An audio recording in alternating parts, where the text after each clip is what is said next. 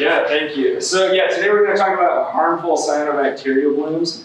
Give you some background and context. I'm sure you all heard of maybe a little bit about this. It all kind of popped off in Zion National Park when they had a dog death back in 2020. And they discovered it, and as they kind of started looking out, we've just been finding it more and more. And it's raising a lot of questions, and we're trying to wrap our heads around it. But first off, cyanobacteria are a really common thing. These are some of the earliest life forms that were on Earth. Here's a picture of a rock from Grand Canyon, I believe, where they have stromatolites that are like 1.2 billion years old.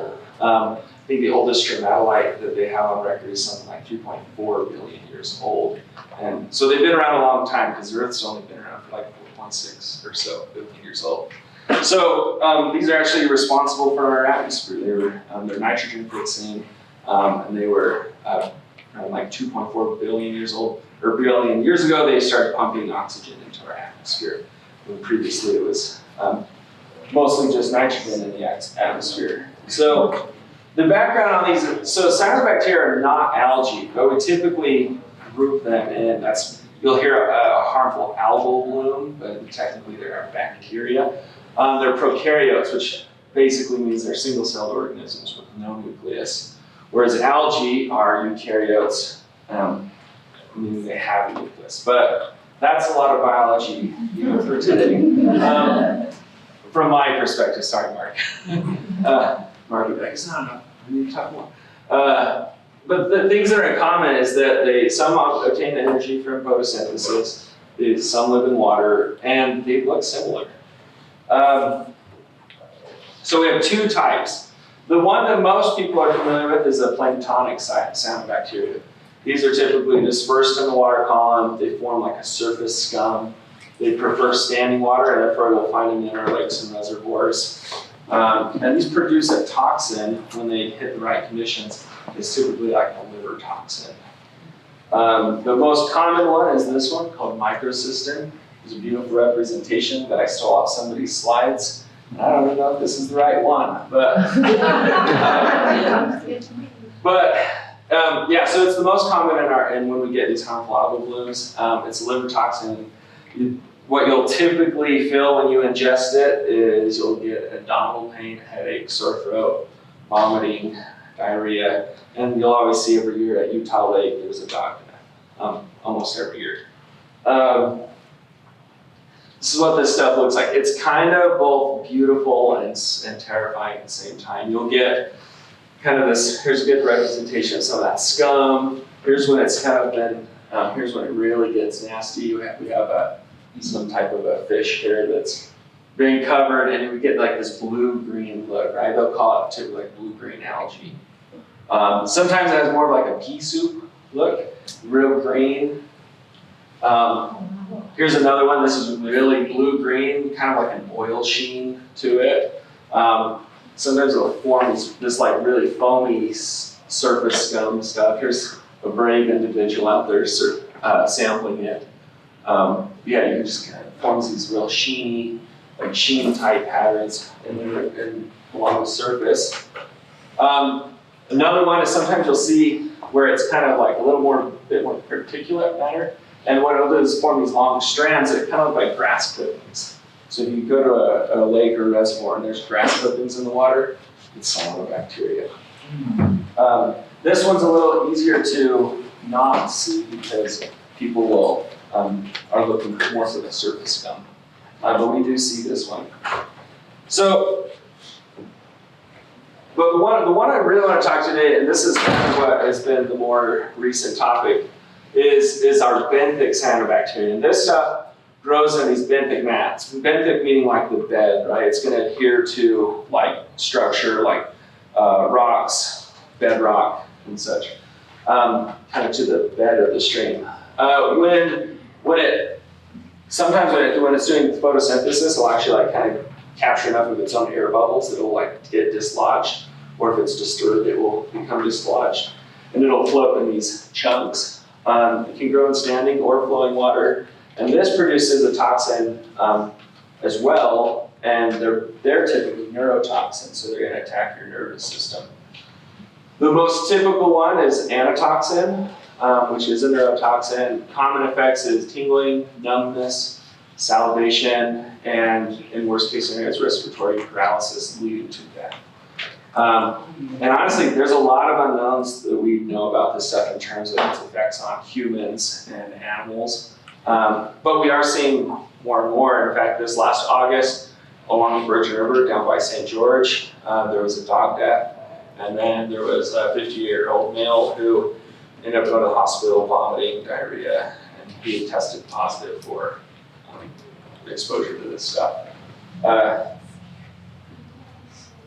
But in general, with these benthic cyanobacteria, we don't have a really full understanding of under what conditions are they developing and when do they produce toxins.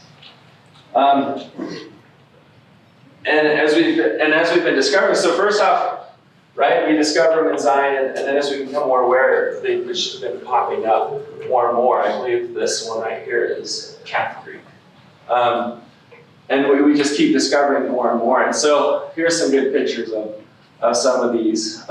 This one, you can see it's kind of got a more matte form, where some of these ones were the bulbous gelatinous form. So what do we do? Well, first, don't panic. This isn't, they've been around a while. We've been exposed to them for a long time. It's just being aware, right? So I want to just go through some of these to get you guys familiarized with some of the species. So in general, there's this one called Microcoleus. Microcoleus is actually really familiar to a couple other species, but just for simplicity, we'll just go Microcoleus. You're not going to get shamed for IDing these wrong. What we see typically is they'll be kind of like a green or a blue-green in color. And they'll kind of have like this veiny or feathery look to them. This is kind of what it looks like underwater. Here's like a little teeny patch. And one of the things that's kind of tricky about it is they'll often co-colonize with other like algae and diatoms. And so here's one where we have our kind of like our blue, well, these are just more of a dark green, but they've kind of established themselves with some of this other algae and diatoms on this rock. There's a spring here where it's kind of has a little colony growing. Here's where maybe we've had some water fluctuations. Here's what it might look like as it's dried out. And then here's another thing where you can see actually it's doing some great photosynthesis right now. It's got a lot of bubbles growing. Another one, hot springs are really great spots to find these. This is actually Fifth Water Hot Springs up by kind of Spanish Fork. You'll see this one had Pyrmidium and the Leptolingababa. That one's a really, there's a ton of stuff there, and that's a really popular hot spring where people are there daily, hundreds of people per day. Another one, here's in kind of a wetland where we've got this filamentous green algae here, but amidst it all, we have a darker patch of Microcoleus growing. Here's another version of Microcoleus. Sometimes it'll, depending on water chemistry and sediment and nutrients, it'll be a little more tan. And this one's kind of got that veiny look. This is a picture from Zion National Park. And then another one that's actually really common, but is also on it, is this nostoc. This one, you've probably seen it before. They just form these little globules that start out as little beads, and then they'll get bigger and bigger. And these are also cyanobacteria and can produce the neurotoxins as well. One more example. These are some pictures from Calf Creek. This is what it looks like, kind of including some of the stream bait. These mats that are growing are anywhere from a few inches in diameter. It can get fairly large. Kind of a close-up of it, you can see once again kind of this veiny, feathery look. And then the nostoc is that beady, gelatinous globules.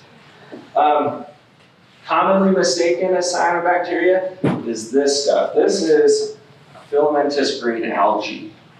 This is what a lot of people will say. This is pond scum, or you know, or they'll be like, oh, it must not be good. But this stuff is just super common. One of the big things about this is it's fibrous, right? If you were to poke it with a stick and pick it up, it would string out. If you did it with a cyanobacteria, it's typically gonna like fall apart or be a little bit more mucousy. Another example of this is not cyanobacteria, this is a filamentous green algae. And one last one, where these are all these little kind of brown stuff. It'll be kind of like when you touch it, it'll be almost kind of like a dusty texture, is how I describe it. And then you have some of this stuff here that may be slimy or mucousy, but retains that fibrous structure. And this is also not a cyanobacteria. So the things to look for, first is texture. If it feels mucousy or jello-like, that's one line of evidence, right? If it's not fibrous, that's the thing. Smell, it may smell musty. You don't want to like just really get it up in there and smell it. But if you kind of waft it, like you were taught in home ec, you would then maybe smell a little bit of a musty scent. And that's what mostly this microcoleus here. When it dislodges, it will form these mats that are kind of have like a ragged sort of edge and such. And then just make sure it's not this imposter, the green filamentous algae.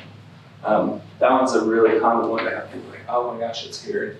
It's just the filamentous algae. So here's their exposure pathways. Benthic cyanobacteria is most dangerous to humans and animals when it's dislodged from the riverbed and floats to the surface. When it's stepped on or disturbed, some mats may release high concentrations of toxins into the surrounding water. And the reason why it's mostly dangerous here is because like you get, when it's at that surface, that's when like dogs will sometimes key in on like floating surfaces and snap at it, bite at stuff in the water, or kids put everything in their mouth. And so, you know, how does this happen? Well, water-based recreation. Right, water-based recreation is really popular, especially in the desert, and this is where people congregate. Obviously, this is a scene of the Narrows at the end of the river walk, and there is, I believe, cyanobacteria kind of growing on those far edges along those rocks in this picture. Yeah, so here's kind of an example of what it might look like as it's floating. You'll just see kind of differing little mats. And this is the stuff that I know my dog, if he was with me, he would totally go up and bite that and eat it. Or little kids, you know, it might be playing with it. Here's once again what it looks like maybe along the shore. And really, children and pets are kind of your most at risk. This is actually a photo, I believe, of that that was given to the Park Service that was associated with that dog death back in 2020. That the dog, there was some cyanobacteria growing along the edge, and the dog had swam out and was biting at floating mats, and eventually started showing symptoms of neurological stress, and then died. Did the dog consume a little bit of it, or just chomp down and eat a bunch? So I think it was not very much. I think that, I can't speak to exactly how much, but I don't think it was enough to be like I think it was a smaller amount than you would expect. Here's actually a great photo from Baker Reservoir this year where a concerned parent sent a picture to the BLM saying, "Is this okay for my kids to play in?" No is the answer. That was some pretty toxic stuff. Those kids ended up being okay. Now, one thing to be aware of is, I should move that one thing down a little bit, is water filtration. Currently, there's no water filtration system that can remove cyanotoxin, the cyanotoxins from the water. And so really what you want to be aware of is if you identify like a cyanobacteria mat around or in a spring, you're going to want to just try to not filter the water that's passing over that stuff. Try to get it from an area that's not.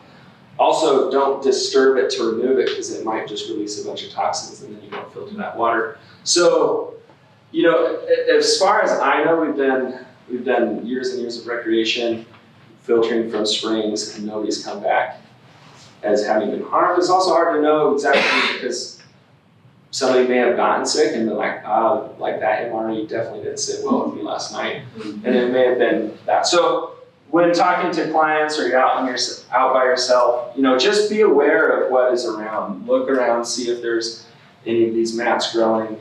Try to filter water that's not coming from those mats in particular. Is this stuff spore related? Like, is it spread by spores or how does it spread? So it's just, if it like, as it gets broken up, it can kind of like, just kind of how regular bacteria will spread. Just once a single bacteria lands somewhere that's suitable, it'll just start multiplying. So in order to characterize risk, right now we're just trying to take multiple lines of evidence. We'll do a benthic disturbance sample where we kind of do what's a worst case scenario, right? Basically, if somebody were to disturb the bed and ingest that, we'll kind of take samples from multiple locations.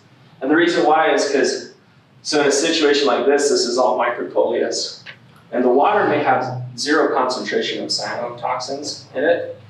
And over here, this stuff may not be producing any neurotoxins. This section may be producing 12 micrograms per liter, which is actually below our threshold for like our warning threshold. But over there may be producing lethal doses of like 300 micrograms per liter. And so it's kind of hard to tell. And right now the science isn't up to speed with being able to know exactly how to do this. How big is that area? How big is this area? I'm guessing this is, probably like a 3 to 4 foot kind of spread.